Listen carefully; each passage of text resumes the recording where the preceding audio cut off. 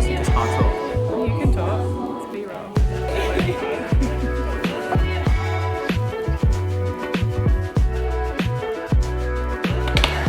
Right, I've been a potter for 10 years, 10 whole years, and something that I really suck at is throwing big stuff. And the reason I suck at throwing big stuff is because I've never learned how to throw big stuff. So I don't practice it, I don't try it, I'm bad at it. And because I'm bad at it, I don't want to try it and I don't want to learn it because I don't want to be faced with something I'm really bad at. Anything big that I've made, I have made it in 2 parts, and that's fine, you know, people be doing that, that's okay. But I don't want it to be something that limits me. I don't want to be stuck in a place where I can't throw big, and I don't want to be stuck in a place where I don't learn. So a couple of weeks ago, I received a DM on Instagram from somebody called Nam from Ceramic, who is a lovely person who I've been wanting to meet for a really long time. And he invited me to a demo day by somebody called Mundo Bang, a Korean potter who was doing a European tour, doing demonstrations and doing masterclasses. And it was his last stop here in London, and he was going back to Korea, and I thought, I'll be going to that demo. But you know what? I should do more than just go to that demo. I think I need to actually just bite the bullet and learn how to throw big. I need to face my fears, and I need to get really knuckles deep in some big stuff. So that's what I did. Today I'm on my way to Ceramic to learn how to make big moon jars. I'm so excited. I've just popped into my studio to grab my tripod and my mirror so that I can use those to help me throw. I'm on my way to North London, Stoke Newington. I don't know, I feel like this is the start of a new part of my ceramics journey. I'm so excited.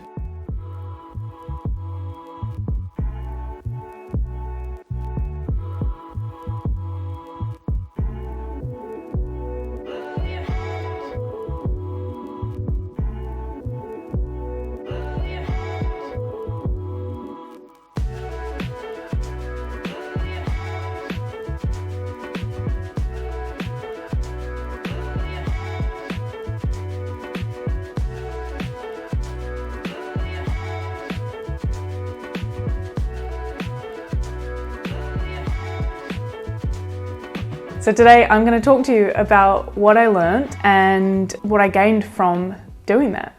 Before we dive in, I want to take a second to thank today's sponsor, Skillshare. Skillshare is the largest online learning community for creatives, offering classes in things like marketing, productivity, graphic design, photography, illustration, all sorts of things. Right now, I'm taking a really cool class called Graphic Design Basics, Core Principles for Visual Design. It's taught by Alan Lumpton and Jennifer Cole Phillips. They cover 5 key basic foundations of design, which is really important when you're learning something new. I'm really excited to apply it to my own work, whether it is designing some new business cards like these guys, updating my website, or honestly just doing another project entirely. It's really fun learning something new. If you're ready to learn something new, then you can use the link in my description. The first 500 people to use this link will receive 1 month free Skillshare trial. Thank you, Skillshare. Okay, back to it. So Mundo Bang is a incredible craftsman. He can make just absolutely massive things out of 1 block of clay.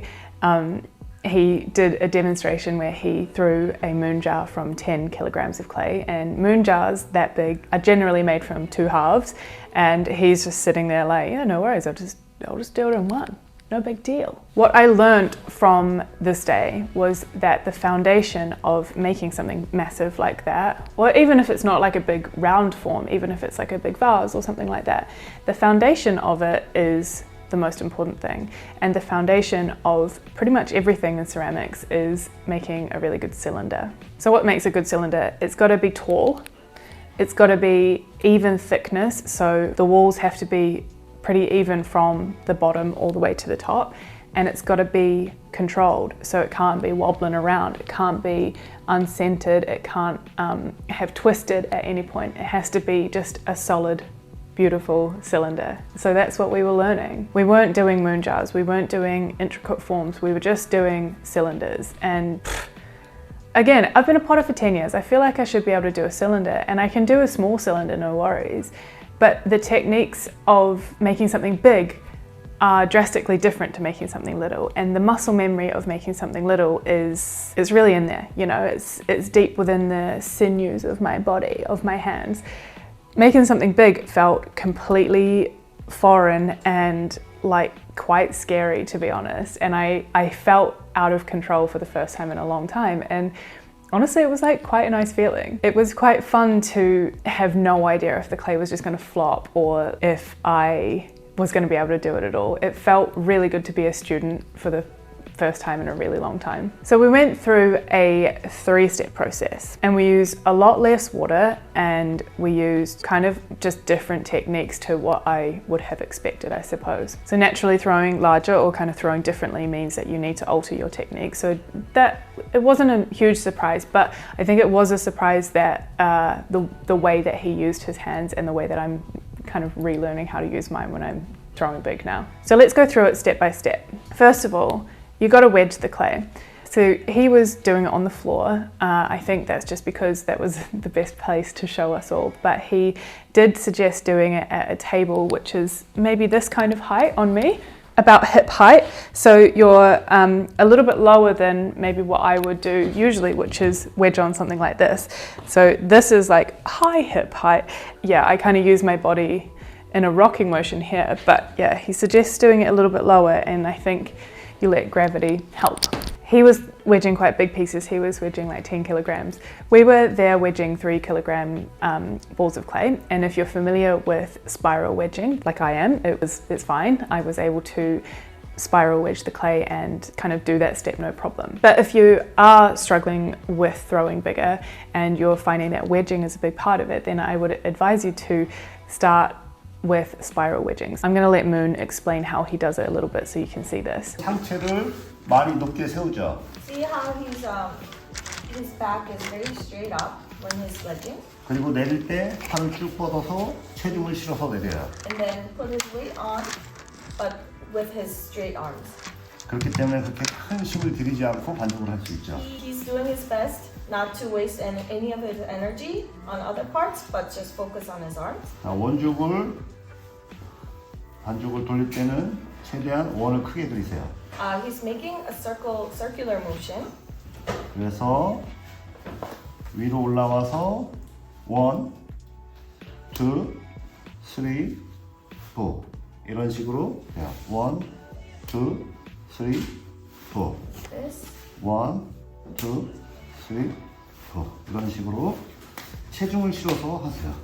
So now he's gonna finish up wedging, and he has a different motion. 자, 이제 말일 거예요. 말 때는 방향만 바꿔주고 천천히 말아주세요. So slowly with like a wrapping up motion. Mundo Bang, bless him, he had been on a months-long tour by this stage and he was exhausted, and I think like wedging big blocks of clay it's obviously difficult any day of the week, but when you've been on tour and you've not been at home and you've just been doing this day in and day out, you're going to be exhausted. So once the clay is wedged, then you want to go to the wheel and you want to roll it around a little bit on the wheel head so that it has a slightly domed base. That means that when you slam it down on the wheel, it's not like concave like that, and it's not going to trap any air bubble here. So if you were throwing something really big but you've got a concave dome in the base, then it's going to affect the structural integrity of the piece. So you want to start with a domed piece like that that's convex, and you slam it down on the wheel and it adheres itself. You want to do that on a very dry wheel. If there's any slip or any water, then it's just going to slip off and you're not going to have control of the clay if it's slipped off the wheel. So you want it to be nice and dry. Next step is to really get into slapping the clay.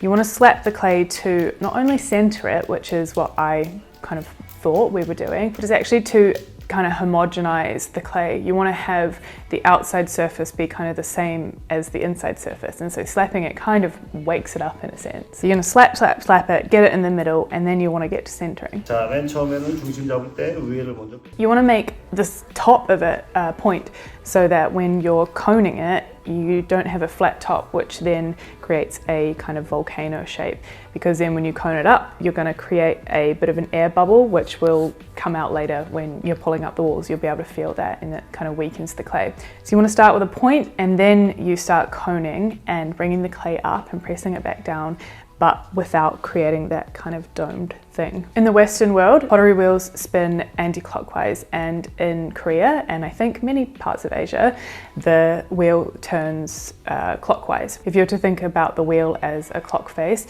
where to position your hands on that clock face was the opposite for Western world users, which I think everybody in the masterclass that day was doing it in like the Western way. So anyway, what you want to do is, if you're a Western world potter like me, then you'd be using your left hand, and so you're going to be pushing it right in from this way, and then this other hand opposes that force and pulls it in.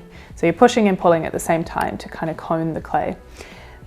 If you're Moon, you would do it this way. He was saying a lot of people really anchor their elbows and they stay there, and they're very rigid with that. And I think that that is, like, honestly, that's how I teach my students. You want to be anchored, you want to be locked in, because then you can control the clay. But if you're not a very beginner and you kind of can understand where the forces need to be and where you need to get that force from, you don't need to be so locked in. So you can raise your knees up a little bit and like you can put your elbow on this knee and you can sort of push from this way. You're not so like rigid in that, you know, you're not so locked in the rules of where your elbows need to be and where they need to stay. So anyway, you're pushing this way, you're pulling this way, you're coning it up, and then you're pressing it over and you're coning it back down, and then you get a centered mound of clay. It's not that simple, but it kind of also is that simple. So you want to add a little bit of water, but not loads of water. Enough that you're kind of lubricated on the clay. You don't want any friction going on, but you don't want loads of water. In the Western world, we use tons of water and we use tons of speed.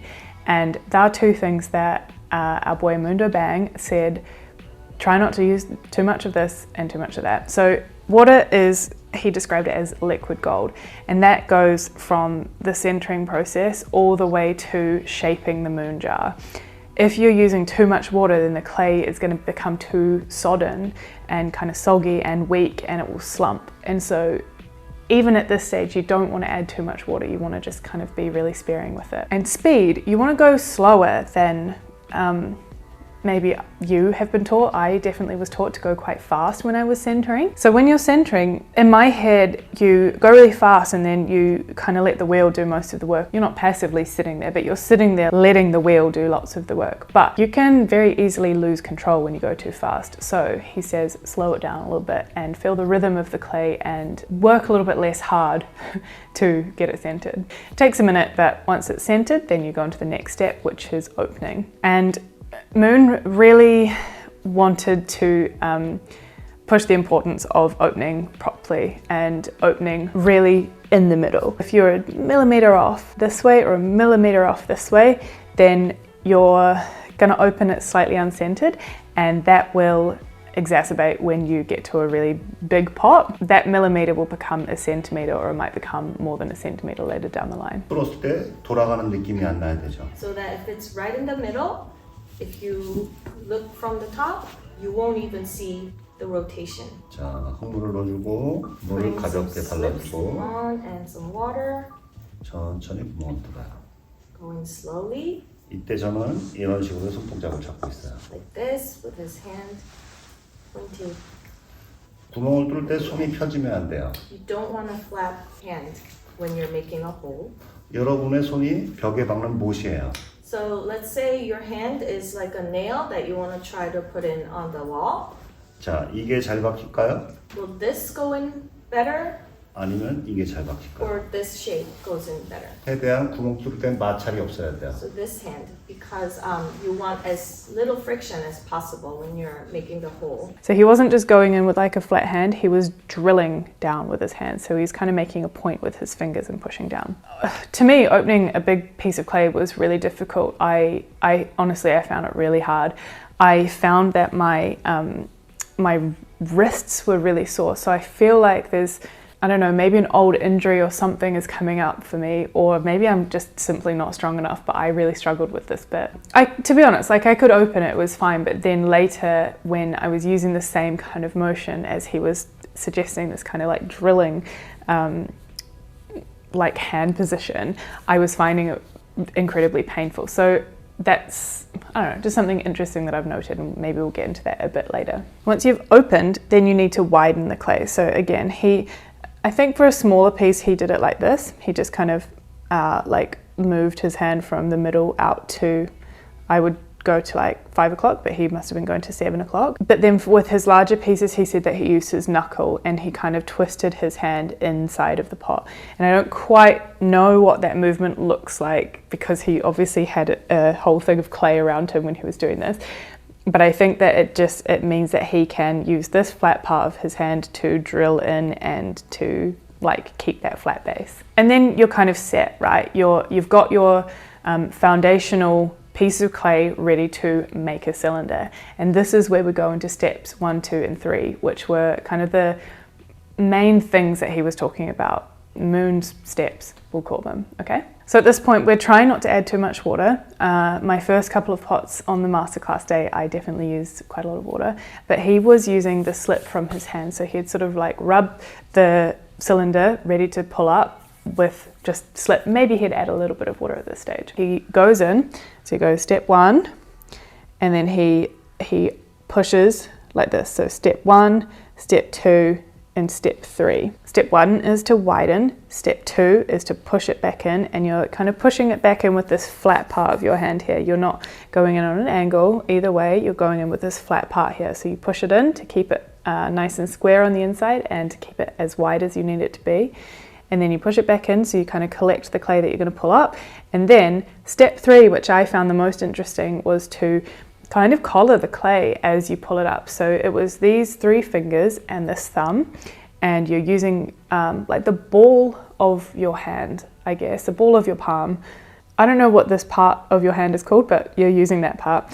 And your index finger is kind of just coming along for the ride. It's not doing much, but these 3 fingers and this thumb are pushing in at the same time as you're pulling up. And your inside hand, you're pulling up with a flat, I found this so hard, with a flat part of your hand. To stand, then my arm is straight, it's a 90-degree angle, and I'm pulling like this. So step 1, step 2, step 3. And this is where I found the most pain, was in step 3. So I don't know, I'm gonna keep practicing like this, as Moon has suggested, but I do think that at some stage I'm gonna have to work out what is gonna work for me, because I don't wanna exacerbate anything if I do have something going on with my wrist. But it's like almost unbearably painful, so I don't know. We'll work something out there. 자, 제가 스텝 1이라고 하면 여러분 바닥을 필 거예요. There are 3 steps to it. So step 1 will be flattening out the bottom using this motion. 스텝 2. So 여기에요. step 2, you're gonna use your outer hand with only this part, Step not 1. leaned in or out.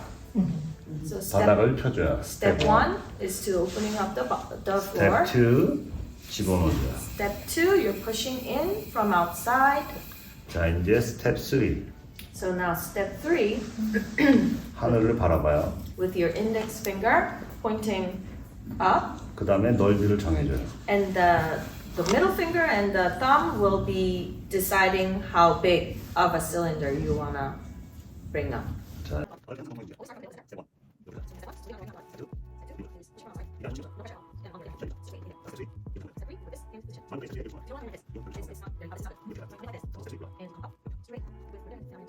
When I'm throwing a small cylinder, the way that I pull clay up is like I squeeze it like this. So my inside fingers are here and my thumb is on the outside. And then I have my outside fingers like this. And I sort of squeeze the clay and pull it up like that. So it's not completely dissimilar. Like my inside fingers are still doing the same thing. Again, I'm sitting down, so it's a bit different. But like, yeah, it's still the fingers that are doing the work. But I think you just have to keep a really straight finger rather than clawing it all, otherwise you get like bumps on the inside, which I was finding when I was doing it. You want to make sure that the rim of the cylinder is kept pretty thick, because if you are to make something wider like a moon jar, then you need the rim to basically support the rest of the clay. It has to be thick enough, otherwise if it's too thin and you keep going wider and you keep bringing it back in, it's just going to tear, and if it tears then the entire pot is going to flop. Kind of pull the clay up, and then maybe if there's an inch or two at the top, you kind of stop pulling there. And then he kind of suggested doing like 3 pulls max and then taking it off the wheel. And that really blew my mind. Moon wasn't throwing on bats, he was just throwing on the wheel head. And I was like, yeah, no worries, this is a demo. I was wrong. He just took it off the wheel like it was nothing. So clearly he's like a big dog, you know, he's thrown big pieces. He's an incredible potter. But to somehow be able to defy the laws of physics? What? Like honestly, it blew my mind. It was absolutely bonkers. So he took this thing off the wheel like it was nothing. And I thought, all good, I'll be able to do that. He's doing it in front of my very eyes, I'll be able to do that. I couldn't do that. I gave it a go, but I destroyed the bottom of my pot. Later we went on to see Moon throw a massive moon jar and then just take it off the wheel like absolutely nothing. Crazy. Anyway, so that is why he says to keep a really thick base of about 3 centimeters, which is like way thicker than I would think, but then I suppose you can also trim in a really lovely foot ring later on. So after the demo, he then cut it in half, and so we were able to really look at the walls of the pot, and they were beautifully square at the base and then really nice and smooth up the side of the cylinder. And it was not wide, it was nice and narrow, because it needs to be narrow if you wanted to make something wide at that point, you know, otherwise it's just going to get wider and wider and wider. After the demo, after he cut it in half and wowed us all by just taking it off the wheel like it was nothing, again, like no big deal. It was time for us to have a go. So we all wedged up our own clay, and then we sat down at our wheels and we did it.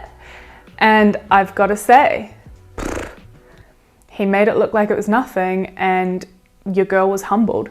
I was absolutely humbled. And I suppose predictably, you know, I don't do this. I've never learned how to do it. I've never really given it an earnest go at all. And so I did suck, and you know, that's okay, that's fine. And I got better as I went on, and I learned so much about what I was perceiving and thinking like, yeah, I can definitely do that, and about the reality of actually doing it. And those are 2 very different things. I really thought, yeah, I can do that. I can do that hand movement that he's doing, no worries. So I got some good height, I would say, from my goes in this masterclass, but I definitely didn't have control of all of the pots that I made. So sometimes I made it go a little bit too thin and it was really wobbling. Sometimes I was going too fast or too slow and it kind of twisted, and so then the whole thing was wobbly. Sometimes I used too much water, sometimes I used just not enough water, or I just wasn't quite used to throwing without much water, and so I you know, kind of lost control that way. You know, there was lots of things. Apart from the height, I certainly didn't get a good foundation to throw anything bigger. So I am definitely going to keep practicing that. I have now come back to my studio, and I have embarked on a journey where I'm going to throw a cylinder every time I'm in the studio. 1 a day for 30 days. It's not consecutive, but it is just like continuous practice, and I'm not keeping any of them. I'm just throwing them to see if I can improve, if I can control it, and if I can get some good height. That's going to be an entirely separate video. We don't have time to do that here. I'm still learning. I'm still a baby, okay? Something very crucial that I teach, and something that I really found when I was a student in this class, was that there's really an art to knowing when to stop with pottery. And the first few kind of goes on the wheel, I was doing, I don't know, maybe 5 or 6 pulls, and the clay wasn't having it, the clay wasn't happy. Moon said the clay is tired, and I think that that's a perfect representation of how the clay was behaving. It had been handled too much and it didn't want to do it anymore. And the more I tried to push it higher, the shorter it got, because it got a little bit more wobbly and it started sagging a little bit. So what I have learned is that I want to do a maximum of 3 pulls when I'm making a cylinder. So that's kind of my rule that I'm going by in this journey of learning. 그래야 이따가 실링도 할 때 편하게 할 수 있어요. Because he's gonna make the cylinder, curling and narrowing down the bottom first will help him make a big, better cylinder. He's making a hole. 아마 제가 지금 10kg를 하고 있지만 This is 10 kilos of clay, 여러분보다 힘을 덜 사용할 거예요. but he's thinking maybe he's using less strength than what you did today. You used up a lot of your strength today, right? So hand position. 그냥 똑바로 들어가는 거죠. You just Like a drill. No. It's not like this.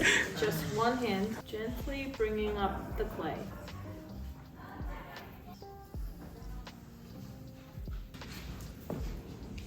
자, 이렇게요.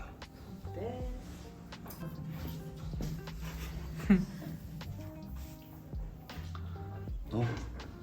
기포가 큰 게 하나 있네요. And he just found a big air bubble. 여러분들은 문자를 잘 알고 있나요? 예전에 저희 선조들은 So our ancestors back in the days, 흙이 좋지 않았어요. they didn't have good clay 그리고 이런 좋은 물레도 없었어요. or wheels. 그래서 2개의 큰 사발을 만들었어요. So they made 2 big bowls 그래서 큰 사발을 and then 붙여서 만들었죠. they connected the two to make one big jar. 이때 잘 붙여진 항아리도 있어요. Some of them were connected very well, 하지만 대부분 삐뚤어 붙여지게 됐죠. but most of them couldn't fit them. 그래서 한국에서는 비정형의 아름다움이라고 해요. That's why in Korea, when we talk about moon jars, we talk about beauty of imperfection.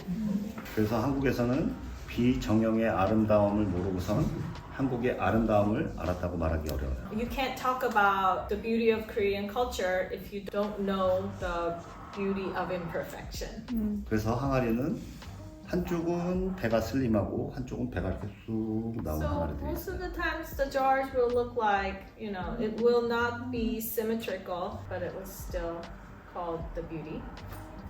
예전에 15년 전에는 제가 대학교 수업을 나갔었어요. So about 15 years ago, I used to give lectures in universities. 그때 문자를 만드는 수업이었죠. So I was teaching how to make moon jars. 그때 저는 학생들에게 실린더를 시켰어요. And I started out by teaching my students how to make cylinders. First month, it was about this big.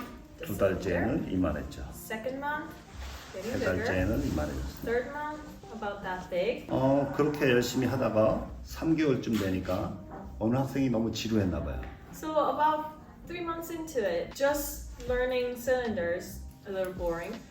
So one student started 갑자기 실린더를 잘 만들다가 배를 벌리기 시작했죠.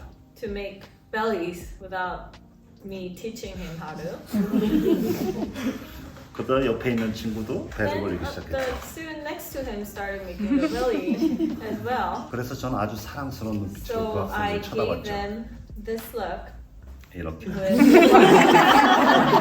much love. 그러자 그 학생들은 만들고 있던 실린더를 다 부시고 배를 벌리고 있던 항아리를 다 부시고 다시 So 실린더를 they 시작했어요. immediately just started out with new clay and started making cylinders. 저는 드디어 배를 벌리라고 했죠. So into 4 months of teaching the students only the cylinders, he finally gave them permission to actually work on the belly. 그러자 학생들은 너무나 신이 났죠. And the students were so happy and with smile they started making belly like this. 드디어 배를 벌리니까. Finally, I got to do this. 하지만 항아리는 미친 듯이 흔들렸죠. The jar was like doing this, dancing even. 하지만 이 학생들은 개의치 않고 계속 They 벌렸어요. didn't care. They were just happy. 그러다가 저는 그때 학생들의 항아리에서 달항아리의 진정한 아름다움을 보게 됐어요. That's when I actually realized the real beauty of moon jar. 저의 이런 똑바른 항아리가 아니라 춤을 추는 항아리였죠. It wasn't perfect. It wasn't perfect or round like I used to make or I make right now, but it was more beautiful to me. 저는 만들 수 없는 항아리. I couldn't even try to make that shape 저에게는 욕심이 가득하죠. because I'm too greedy. 하지만 학생들은 신나서 벌리는 거예요. But the students were just made it out of joy. 그러다 한 학생이 너무나 예쁘게 잘 만들었어. So this one student just made the moon jar so beautiful, 그런데 살짝 아쉬웠죠. but to him, sort of felt like it needed a last touch. 그래서 제가 살짝 손을 대줬어요. So he went over and helped out. 그러자 아름다움이 사라져버렸어요. And then he realized it lost its beauty. 다랑아리라는 건 완벽하려고 하면 할수록 아름다움과 사라져요. So I personally think the more perfect you want to become making the moon jar, the less beauty it will hold.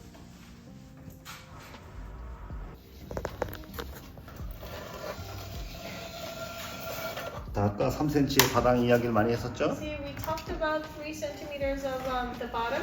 얘는 3cm가 좀 넘어요. This is a little more than 3. 자, 이런 식으로 만들어주는 거예요. 뭘 알아보라고 했죠. Tell me to give it a hug 어머니의 품처럼 따뜻한지 느껴보라고 했어요. and see if it's as warm as your old mother's hug. 네. 자, 이제 이런 두께를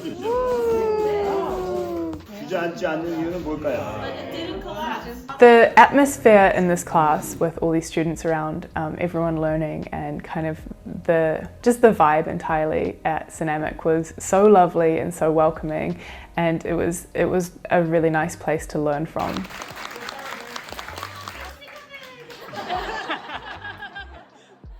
Two days later, I went back to Ceramic for a demonstration day that Moon was doing. This was the original one that I was invited along to, and decided, you know what, I'm going to do both. Because in the first one, in the throwing day, we learned how to do cylinders, of course, and then Moon did show us how he makes a massive moon jar. It was very cool. But we didn't see how he makes smaller things, and we didn't see how he trims.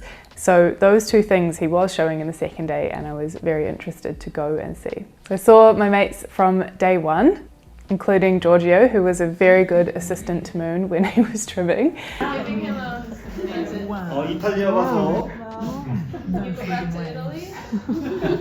꼭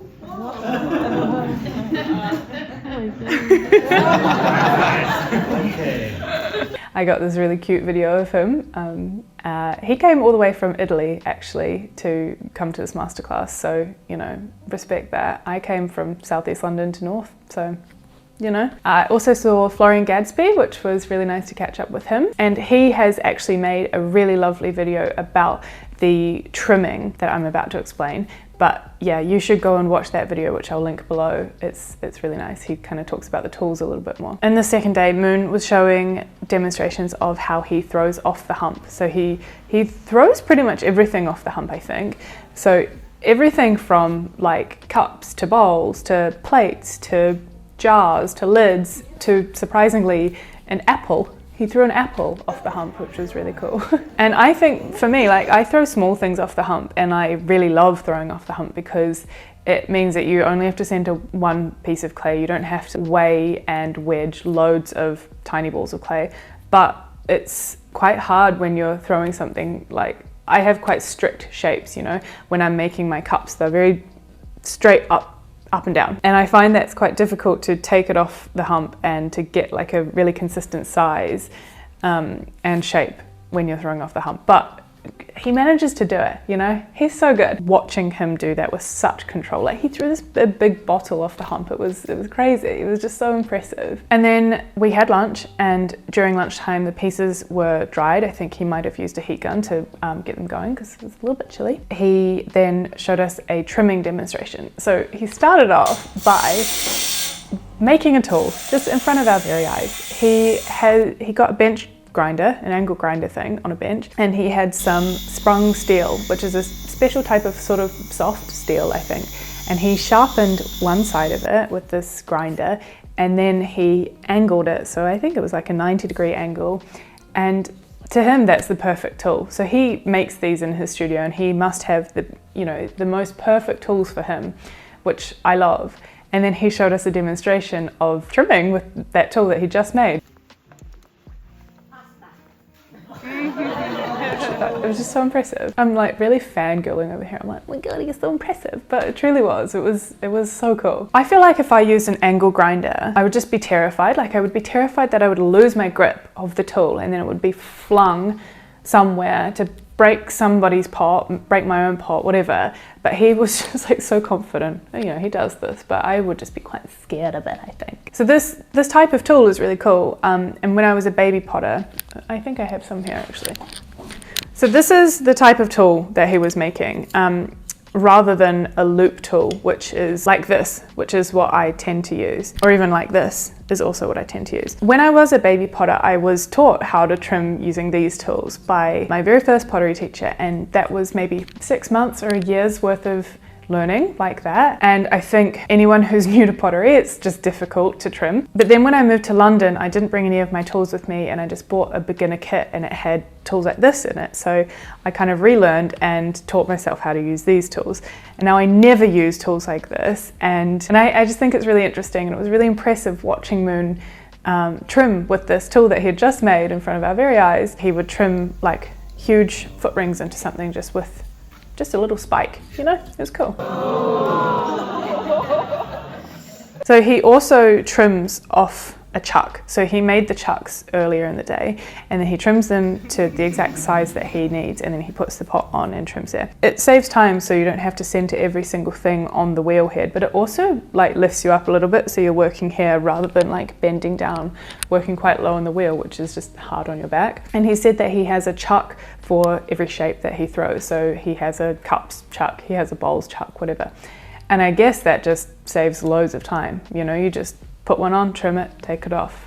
You don't have to spend loads of time centering each one. He also has kept a lot of these chucks for decades, which is pretty cool. You know, you have a really strong connection to something like a chuck, I think. So as I mentioned earlier, Florian has made a really lovely video about a tool that Moon gifted him, and he has been testing it out on some pots that he made off the hump. And yeah, it's a really interesting conversation around tools and around challenges of it, I suppose. It's a nice video, you should check it out. I just really can't begin to explain how this masterclass has made me feel. It's really transformed my approach to larger pieces, and I really feel like it's unlocked something within me that I didn't know was limiting me.